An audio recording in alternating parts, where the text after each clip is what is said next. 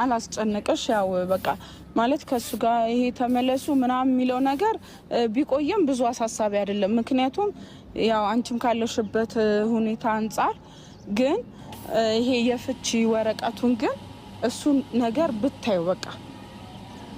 ቢያንስ ይኸውልሽ ነገሮች እኮ ይለወጣሉ ትግስት ካረግንኛ የማይለወጥ ነገር ምንም የለምና አንቺ ከተወለደ በኋላ ልጁ ምን እንደሚፈጠር አናውቅም አብርሃምም ደግሞ ለዛ ላይ ሲል ምን ማድረግ እንዳለበት ምን ደረጃ መድረስ እንዳለበት በደንብ እንትን ይላል የዛኔ ሁሉ ነገር እንትን ይልለታል እስከዛ ግን በቃ ያን ወረቀት ብታዩ በቃ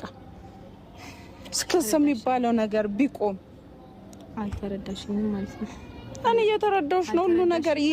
አልገባሽም ወር ደግሞ እሺ አሁን ማለት ልጁን ሲያይ ለልጁ የሚሆነው ነገር ይሆናል ካሽ አሁን ልጁ መሆን ያለበትን መሆን